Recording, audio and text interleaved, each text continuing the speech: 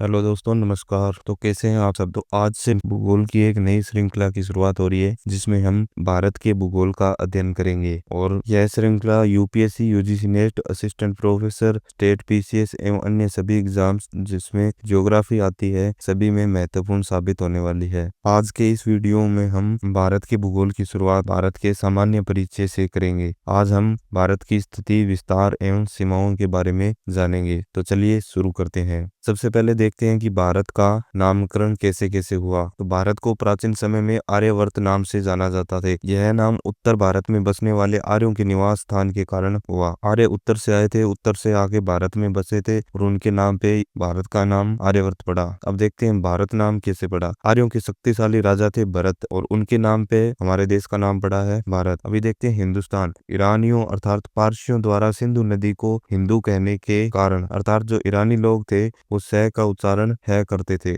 और इसी कारण सिंधु का उच्चारण उन्होंने हिंदू किया और इसके कारण सिंधु के पार बसने वाले स्थान को उन्होंने हिंदुस्तान कहा। अभी देखते हैं इंडिया। तो यूनानियों ने सिंधु नदी को इंडस कहा और इंडस से हमारे देश का नाम पड़ गया इंडिया। जम्बूद्वीप बौद्ध एवं पुराणों में प्रयुक्त नाम हुआ है, वो भी विशेष रूप से है। यह भी कई बार परीक्षाओं में पूछा गया प्रश्न है। चलिए अब देखते हैं हमारे संविधान के अंदर क्या कहा गया है। हमारे भारत के संविधान के अंदर आर्टिकल 1 के अंदर कहा गया है, India that is Bharat shall be A union of states, अर्थात इंडिया अर्थात भारत राज्यों का संघ होगा। संविधान के अंदर इंडिया और भारत दोनों ही नाम प्रयुक्त किए गए हैं और दोनों ही मान्य हैं। भारतीय उपमहाद्वीप में ध्यान रखने वाली बात यह है कि श्रीलंका और मालदीव भारतीय उपमहाद्वीप का हिस्सा नहीं है। नामकरण के बाद हम भारत की स्थिति, आकार और विस्तार को जानेंगे। चलिए देखते हैं भारत की वैश्विक स्थिति कैसी है। तो भारत भूमध्य रेखा से उत्तर के अंदर स्थित है, इसलिए ये उत्तरी एवं ग्रीनविच रेखा से पूर्व में स्थित है, इसलिए ये पूर्वी अर्थात भारत की वैश्विक स्थिति उत्तरी पूर्वी गोलार्ध के अंदर है। तो अक्षांशीय विस्तार इसका 6 डिग्री 45 मिनट इंदिरा पॉइंट जो कि अंडमान निकोबार द्वीप समूह में है और 37 डिग्री 6 मिनट इंद्राकोल तक है। देशांतरीय विस्तार देखें तो 68 डिग्री 7 मिनट से 97 डिग्री 25 मिनट पूर्वी के अंदर है। यह पूर्णतः उत्तरी एवं पूर्वी गोलार्ध के अंदर स्थित है। 6 डिग्री 45 मिनट इंदिरा पॉइंट इसे पिग्मेलियन पॉइंट भी कहते हैं और यह अंडमान निकोबार द्वीप समूह के अंदर है और मुख्य भूमि 8 डिग्री 4 मिनट से प्रारंभ होकर 33 डिग्री 6 मिनट उत्तरी तक है। इंद्राकोल कोल दो पहाड़ों के बीच के दर्रे को कहते हैं या फिर इसको पास भी कहते हैं। पश्चिमी बिंदु इसका घोरमोती गुजरात के अंदर है। पूर्वी बिंदु अरुणाचल प्रदेश के अंदर की बिंदु है। क्षेत्रफल के रूप में इसका आकार एवं विस्तार देखें तो यह चतुष्कोणीय है और इसकी उत्तर से लेके दक्षिण तक इसकी लंबाई है वह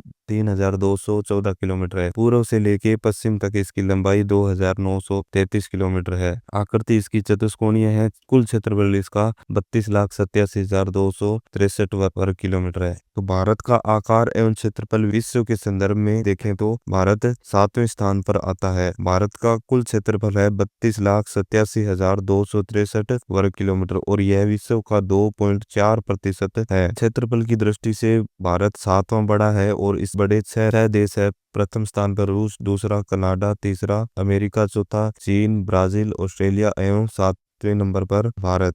और जनसंख्या की दृष्टि से देखें तो भारत विश्व के अंदर प्रथम स्थान पर है। भारत की जनगणना एवं जनसंख्या की आंकड़े हम इसी श्रृंखला में आगे देखेंगे। आकृति की बात करें तो भारत की आकृति चतुष्कोणीय है। ये प्रश्न छोटे छोटे लग रहे हैं परंतु कई बार एग्जाम में डायरेक्ट ये प्रश्न पूछे जाते हैं तो इनको हमेशा ध्यानपूर्वक पढ़ना चाहिए।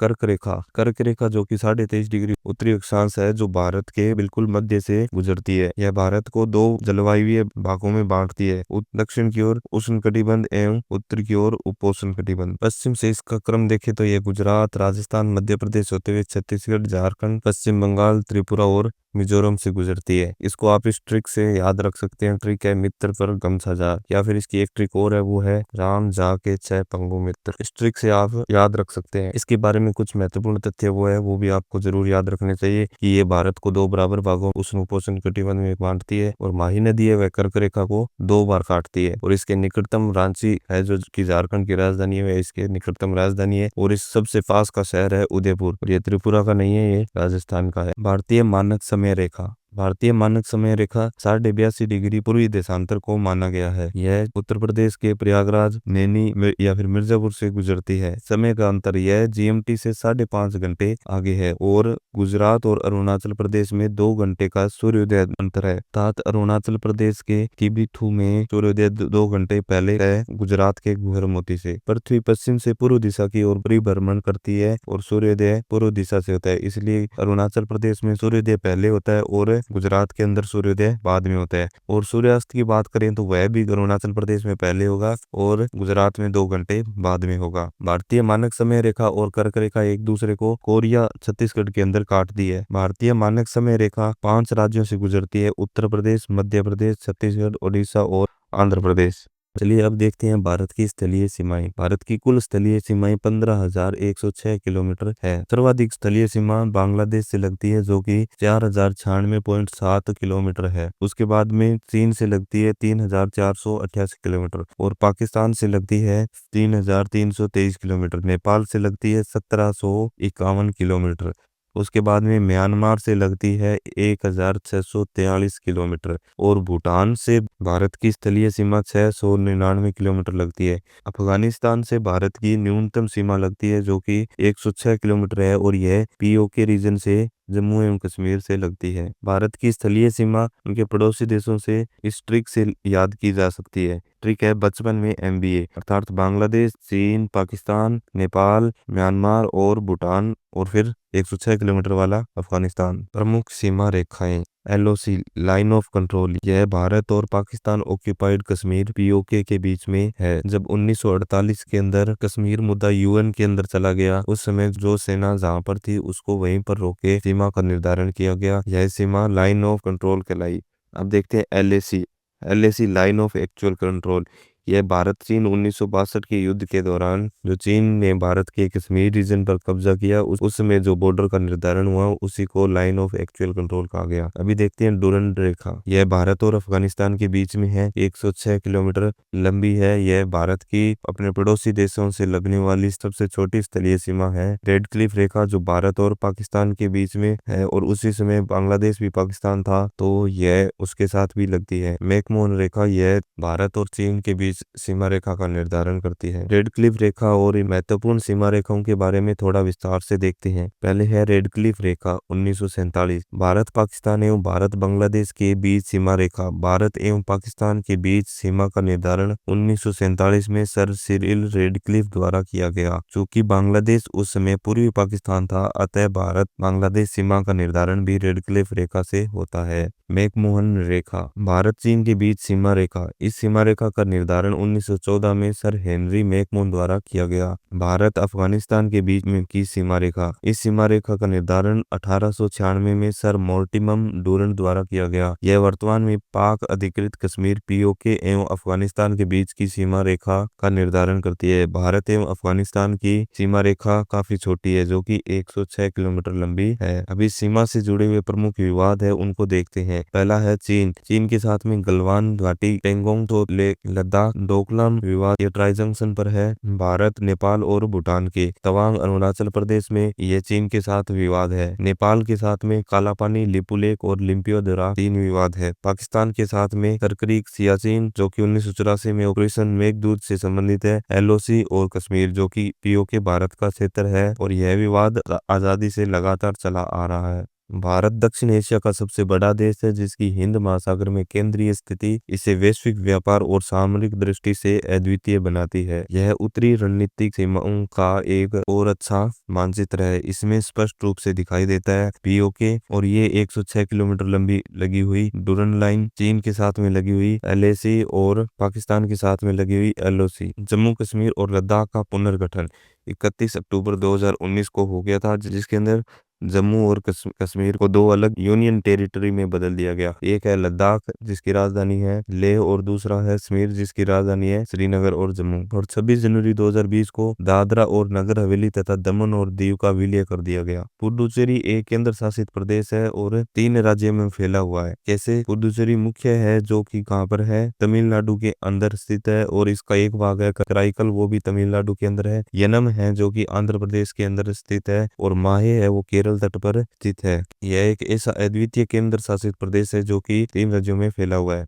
तेलंगाना भारत का 28वां राज्य, उस समय का 29वां। जम्मू एवं कश्मीर को केंद्र शासित प्रदेश बना दिए जाने पर यह 28वां राज्य 2 जून 2014 को गठन हुआ, जिसकी राजधानी हैदराबाद है। चलिए अभी देखते हैं तटीय सीमा और समुद्री क्षेत्र। तटीय सीमा देखने से पहले अपने देखेंगे समुद्री क्षेत्र। UN convention on laws of the sea, UNCLOS 1982 के द्वारा निर्धारण किया गया है। इसके तहत सीमावर्ती सागर को निम्न 3 भागों में बांटा गया है। पहला है सीमावर्ती सागर। यह आधार रेखा से 12 नॉटिकल मील तक विस्तृत होता है। ध्यान रहे 1 नॉटिकल मील 1.8 किलोमीटर के बराबर होता है। उसके बाद आता है संलग्न सागर। यह संलग्न सागर आधार रेखा से 24 समुद्री मील तक विस्तृत होता है। यहाँ पर भारत को वित्तीय अधिकार प्राप्त है और सीमावर्ती सागर में भारत को एकाधिकार प्राप्त होता है। उसके बाद में है अनन्य आर्थिक क्षेत्र। यह आधार रेखा से 200 समुद्री मील तक विस्तृत है। यहाँ पर भारत को अनुसंधान संसाधनों का दोहन तथा द्वीप निर्माण का अधिकार है। इसके बाद में आता है हाई सी। इस पे किसी भी देश का कोई अधिकार नहीं होता। यह विश्व की साझा संपत्ति होती है। इसमें सभी देशों का समान अधिकार होता है। अभी देखते हैं भारतीय तटरेखा। पुराने मानक 1970 के अनुसार भारत की तटरेखा 7516.6 किलोमीटर लंबी थी, परंतु नए सर्वेक्षण 2024-25 के आंकड़ों के अनुसार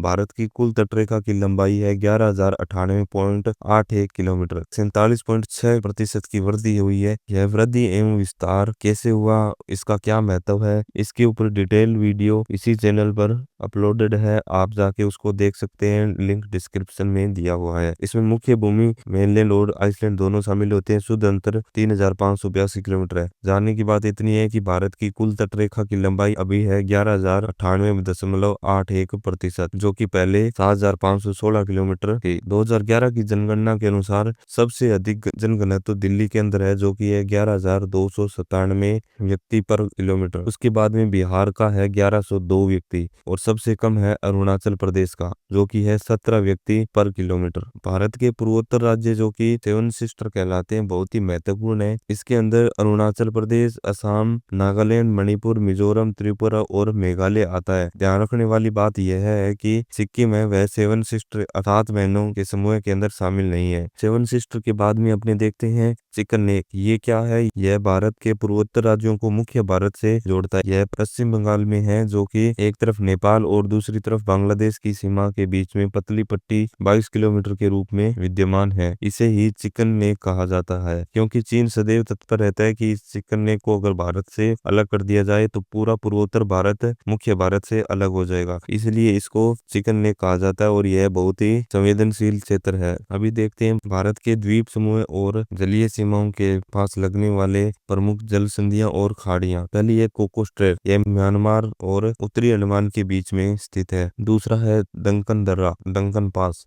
यह साउथ अंडमान और लिटिल अंडमान के मध्य में स्थित है। आगे है 10 डिग्री चैनल, यह कार निकोबार और लिटिल अंडमान के बीच में स्थित है।